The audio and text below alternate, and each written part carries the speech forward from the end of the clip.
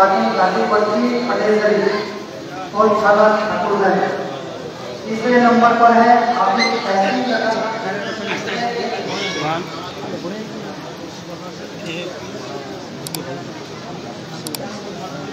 हाफिज अखबार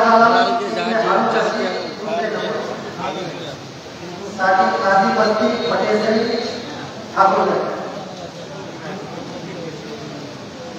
तीसरे नंबर पर हाफिज तहसील रजा इब्ने हाफिज गुलाम मोहिउद्दीन साकिन भाटकुंडा थाना इस्लामपुर।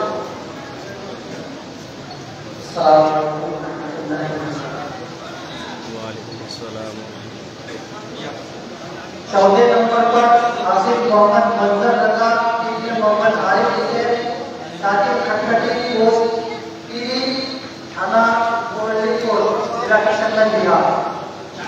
हाफिज मोहम्मद मंजर रजा इब्ने मोहम्मद आरिफ हुसैन खटखटी किशनगंज बिहार।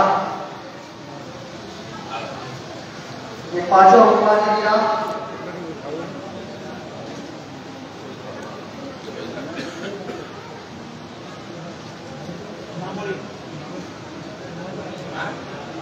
पांचवें नंबर पर हाफिज साकिब रजा इब्ने मोहम्मद समीर हुसैन साकिन जान मिली ठाकुरगंज किशनगंज।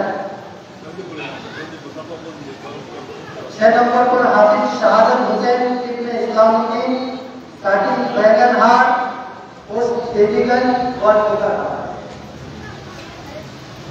7वें नंबर पर हाफिज मोहम्मद शब्बीर आलम इब्ने शमीम अख्तर साकिन कुसियारी मोटिया किशनगंज बिहार। 7वें नंबर पर हाफिज मोहम्मद शब्बीर आलम। 8वें नंबर पर हाफिज अहमद रजा इब्ने हाफिज फैजुर रहमान साकिन मधुसूदन पोस्ट दिगा बनाहाट चोपड़ा जिला उत्तर दिनाजपुर बंगाल।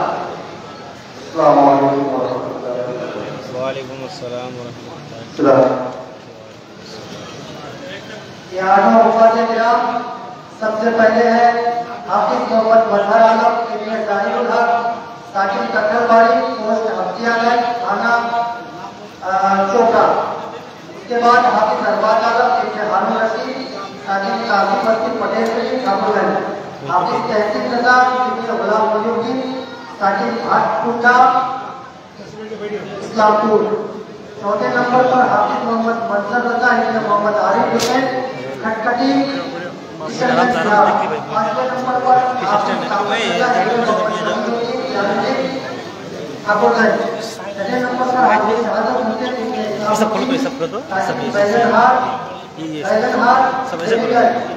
8वें नंबर पर हाफिज मोहम्मद शब्बीर आलम इब्ने शमीम अख्तर साकिन कुसियारी किशनगंज।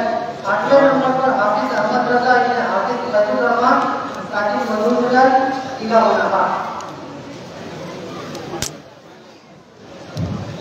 अभी आप लोग को मतलब चंदा दिए 48,000 कुछ रुपये हुए 5,000 का बाबू तौर पर। अब हम लोग इत्मीनान से तशरीफ रखिए सरकार बाबूपुर की मुकद्दस जबान से वास और नसीहत की बातें समाप्त कीजिए। नारा लगाइए नारे तकबीर नारे रिसालत की आला हज़रत मैदान सरकार हुजूर आली मैदान सरकार बाबू हुजूर।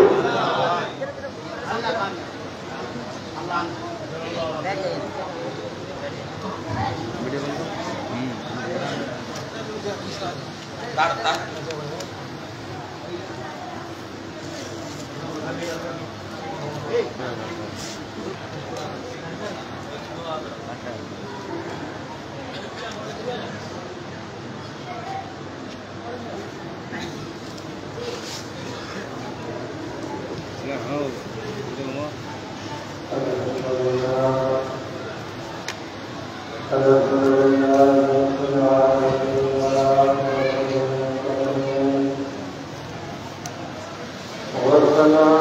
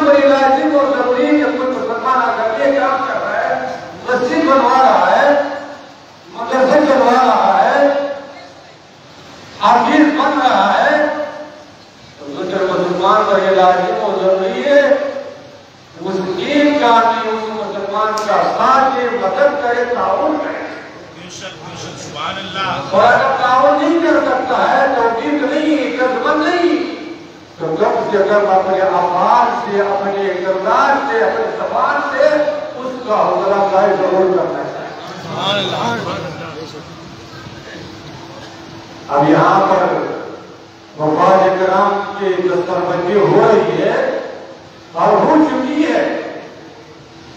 ان خوش نصیبوں نے اللہ کے مقدس کلام کو اپنے سجے میں محفوظ کر دیا. یہ کوئی معمولی نعمت نہیں، یہ ایسی نعمت ہے کہ دنیا کا کوئی نعمت اس کے برابر ہو ہی نہیں سکتا.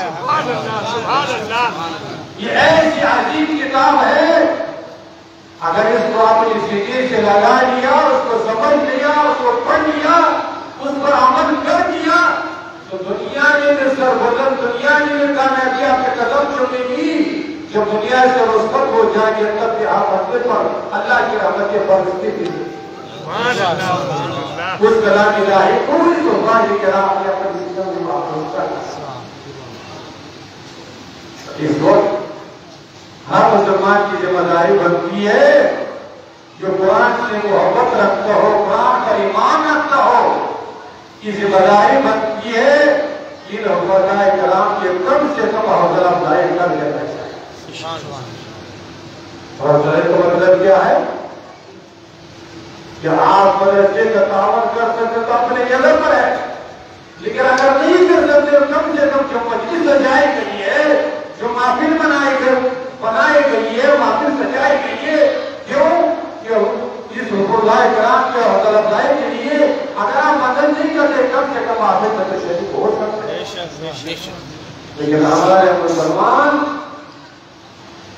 دنیا کے کاموں میں تو بہت آگے آگے رہتے ہیں، سیاست کے کاموں میں تو صبح سے شام تک کرنے کے لیے تیار ہے، لیکن جہاں ایسے محفل ہو جس میں دنیا و آخرت کی کامیابی ہو، اس نوجوانے کے لیے شوقی نہ جذبہ ہی نہیں ہو سکے۔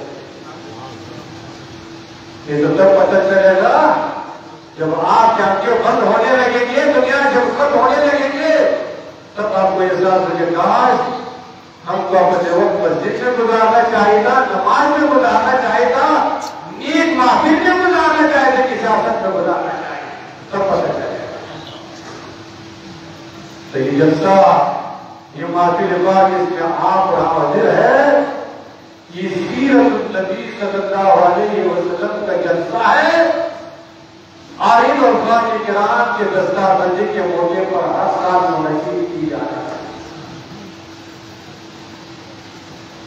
یہ بھی یاد رکھیے کہ حضور کی سیرت اور اللہ کا مقدس کوئی الگ الگ چیز نہیں۔ قرآن کا اگر سمجھنا ہوگا کہ حضور کی سیرت کو پڑھنا پڑے گا، قرآن اگر آپ کو سمجھنا ہے تو حضور کی سیرت کو پڑھنا پڑے گا، حضور کی سیرت کو سمجھنا پڑے گا۔ اگر حضور کی عظمت کو سمجھنا ہے، حضور کی مقام کو سمجھنا ہے، تو پھر آپ کو قرآن پڑھنا پڑے گا۔ مثلا قرآن حکیم کے اندر نماز پڑھنے کا حکم تو دیا گیا ہے، زکات دینے کا تو حکم مل گیا ہے، روزہ رکھنے کا تو حکم مل چکا ہے، لیکن روزہ کیسے رکھا جائے، کب رکھا جائے، کس چیز سے رکھا جائے، اس بات کا سمجھنا ہو تو حضور کی سیرت پڑھنا پڑے گا، سب آپ کو روزہ سمجھنا ہے۔ نماز پڑھنے کا تو حکم ہے کہ اقیم الصلاۃ، نماز قائم کرو، لیکن نماز قدر کیسے پڑھا جائے، نماز میں کیا پڑھا جائے، رکوع میں کیا پڑھا جائے، سجود میں کیا پڑھا جائے، اتحیات میں کیا پڑھا جائے، یہ کہاں سے سمجھنا پڑے گا؟ یہ حضور کی سیرت سے سمجھنا پڑے گا۔ اس لیے قرآن حکیم اللہ کے مقدس کتاب اور حضور کی سیرت کوئی الگ الگ نہیں۔ قرآن کو سمجھنے کے لیے حضور کی سیرت کو پڑھنا پڑے گا، حضور کی سیرت کو سمجھنا پڑے گا، اور اگر حضور کی عظمت کو سمجھنا ہو، حضور کی مقام کو سمجھنا ہو تو پھر قرآن پڑھنا پڑے گا۔ اللہ جل شانہ ارشاد فرماتا ہے لا ترفعوا اصواتکم فوق صوت النبی۔ حضور کے مقام کو بیان کرتے ہوئے، حضور کی عظمت کو بیان کرتے ہوئے اللہ جل شانہ کیا فرماتا ہے کہ ایمان والو، حضور کی آواز پر آواز بلند کرنا یہ کیا ہے؟ یہ بے ادبی ہے، اور حضور کے اذان کی ادبی کرنے سے انسان کا ایمان بھی ختم ہو جائے، انسان کا امان بھی ختم ہو جائے۔ اس لیے حضور کی عظمت سمجھنا ہو تو قرآن سے سمجھنا پڑے گا، اور قرآن کو سمجھنا ہو تو حضور کی سیرت سے سمجھنا پڑے گا۔ تو یہ جلسہ سیرت النبی صلی اللہ علیہ وسلم کا جلسہ بھی ہے، اور ہمارے علماء کرام اللہ کے فضل و کرم سے، استاد کی محنتوں سے، عالم علماء کرام کے شب و روز کی محنت سے، اور آپ کے تعاون سے، کمیٹی والوں کے تعاون سے، اللہ کے فضل و کرم سے انہوں نے اپنے 30 سپاہیوں کو اپنے سینے میں محفوظ کر دیا۔ اور یہ بھی یاد رکھیے کہ 30 سپاہی کو اپنے سینے میں محفوظ کرنا انسان کا کمال نہیں، یہ قرآن کا اعجاز ہے، قرآن کا معجزہ۔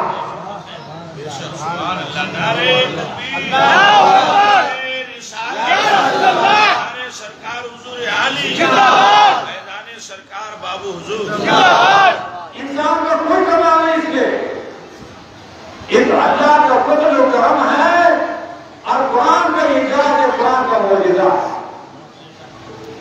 اس لیے کہ قرآن کریم کے پہلے بھی کئی کتابیں اللہ جل شانہ نے نازل فرمایا، تورات، انجیل، زبور، صحیفے، بڑے بڑے لوگوں نے کتابیں لکھی ہے، لیکن یاد رکھیے اس کتابوں کا، زبور کا، تورات کا، انجیل کا حافظ تو دور کی بات ہے کہ کسی نے اپنے سینے میں محفوظ رکھا، وہ تو دور کی بات ہے، وہ کتابیں اپنے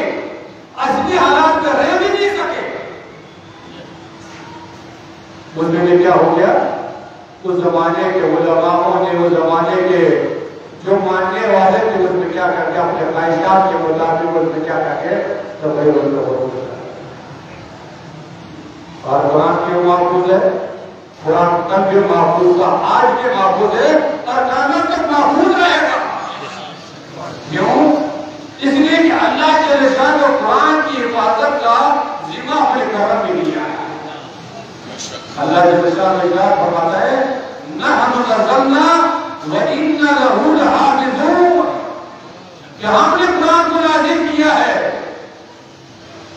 ہم نے قرآن کو نازل کی انسان کی رہنمائی کے لیے، انسان کی کامیابی کے لیے، انسان کو اللہ اور اللہ کے رسول سے قریب کرنے کے لیے ہم نے قرآن کو نازل کیا ہے۔ وَإِنَّ لَهُ لَحَافِظُونَ اور اس قرآن کی حفاظت کرنے والے ہم یہ ہیں۔ آج سے نہیں، ابتداء اسلام سے لے کر کے اور قیامت تک قرآن کے دشمنوں نے، قرآن کے حافظوں نے، مسجدوں نے، اسلام کے دشمنوں نے ہمیشہ قرآن کا کیا کیا ہے؟ مخالفت کی ہے اور اس نے اپنے کوشش کے مطابق، اپنے استعداد کے مطابق ہمیشہ کیا ہے؟ قرآن کے مطابق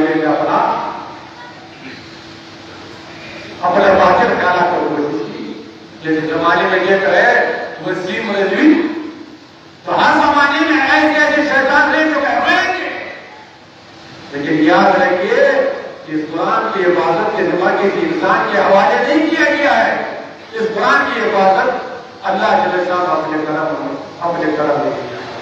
تو قرآن کل بھی محفوظ ہے، آج بھی محفوظ ہے، قیامت تک محفوظ ہے۔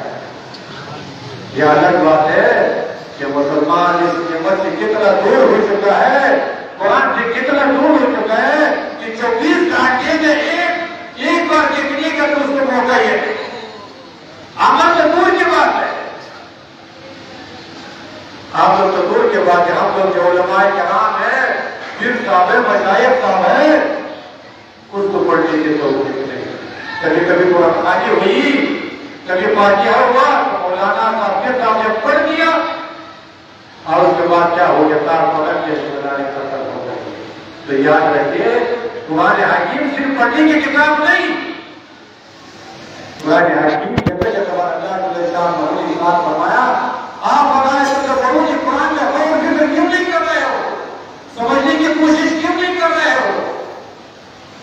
جہاں پڑھنے میں ثواب ہے وہاں سمجھنے میں، عمل کرنے میں دنیا اور آخرت کے کامیابی ہے۔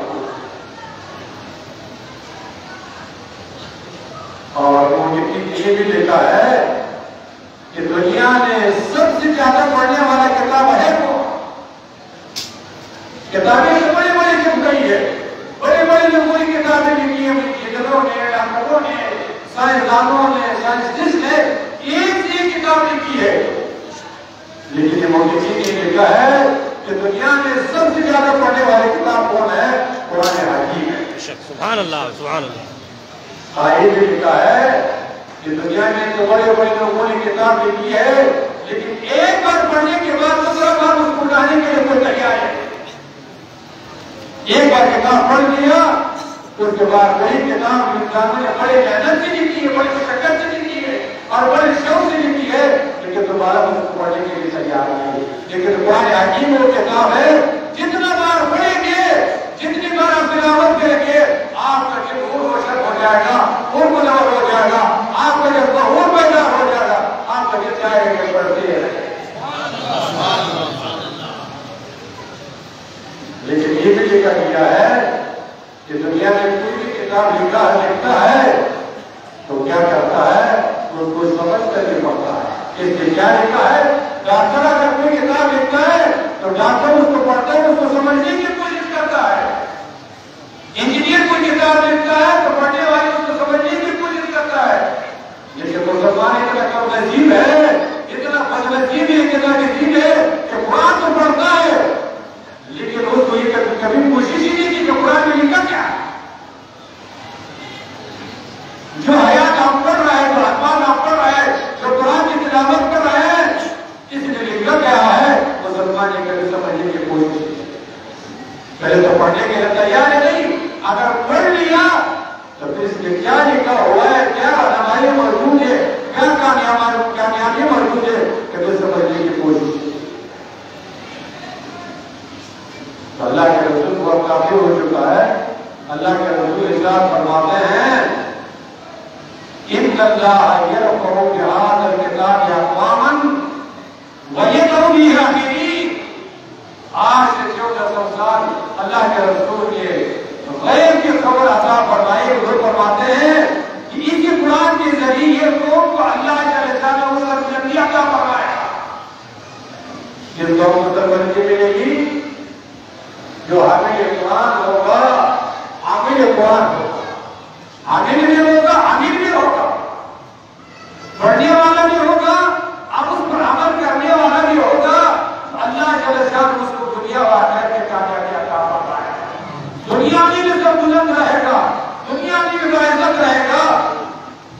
اور وہ انسان جو حامل قرآن نہیں، قرآن کو تو مانتا ہے، قرآن پر عمل ہی نہیں کرتا ہے، قرآن کو پڑھنے کے لیے تیار نہیں، تو حضور فرماتا ہے کہ یہ قوم کے آخرین اسی قرآن کے ذریعے اس قوم کو ذلیل و رسوا کرتا ہے۔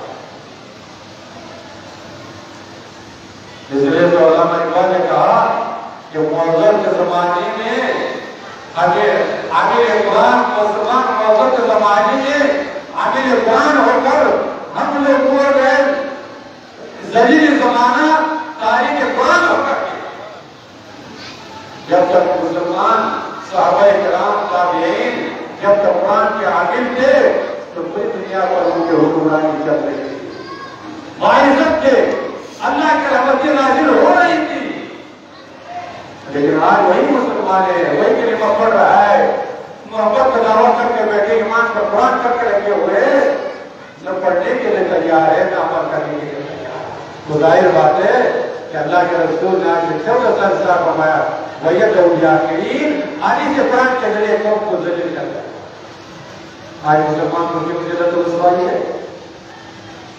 کیوں ناکامی کا سامنا ہو رہا ہے؟ کیوں پریشانی کا سامنا ہو رہا ہے؟ اس لیے کہ مسلمانوں نے قرآن کے دامن کو چھوڑ دیا، قرآن کی تلاوت کرنے کو چھوڑ دیا، قرآن کو سمجھنے کو چھوڑ دیا، قرآن پر عمل کرنے کو چھوڑ دیا۔ جب ہم نے اللہ کے کلام کو چھوڑ دیا تو پھر اللہ نے اپنے رحمتوں سے آپ کو کیا کرے محروم کر کے رکھے۔ مسلمانوں کامیابی ہو، کامیابی اگر چاہتے ہو تو آج بھی اللہ جل شانہ کامیابی اور کامیابی سے ہم کنار کر دے گا، کامیابی عطا فرمائے گا۔ لیکن کیا کرنا ہوگا؟ قرآن کے دامن کو پر کرنا ہوگا، قرآن کو سمجھنا ہوگا اور قرآن کے احکام پر عمل کرنا ہوگا، تو پھر انشاءاللہ آج بھی کامیابی ملنے والی ہے، آج بھی عزت ملنے والا ہے، آج بھی اللہ کے رحمتیں ملنے والے، بشرط کہ ہم لوگ کیا کہیں گے؟ قرآن کے دامن کو سچی حقیقت سے، سچی محبت سے مضبوطی کے ساتھ کام کرنے کا۔ صحیح ہمارے عبداللہ صاحب جو ادارہ چلا رہے ہیں اور اس زمانے میں دین کی خدمت کا درد بھی آسان ہے۔ آج اگر آپ نے اخبار یہ لوگ رکھتے ہوں گے تو سب سے زیادہ غیروں کے نظر کس پر ہے؟ مسجد پر نہیں، مسلمان کے ٹوپی پر نہیں، مسلمان کے داڑھی پر نہیں، جس پر ہے کہ مدرسوں پر ادارہ۔ اس لیے یہ ادارہ اگر بند ہو جائے، اللہ نہ کرے کہ روکا جائے، مدارس بند ہو جائے تو پھر آپ کا نماز پڑھائے گا کون؟ آپ کا جنازہ پڑھائے گا کون؟ آپ کا حلال و حرام بتائے گا کون؟ آپ کا نکاح پڑھائے گا کون؟ آپ کو عقیدے کے بارے میں بتائے گا کون؟ آپ کو نماز سکھائے گا کون؟ جب ادارے نہ رہے، عالم دین نہ رہے، قربان کرام نہ رہے گا تو مسلمان تو کوئی تو لگایا ہوگا، تاریخ تو لگایا ہوگا، لیکن نماز کا طریقہ معلوم نہیں۔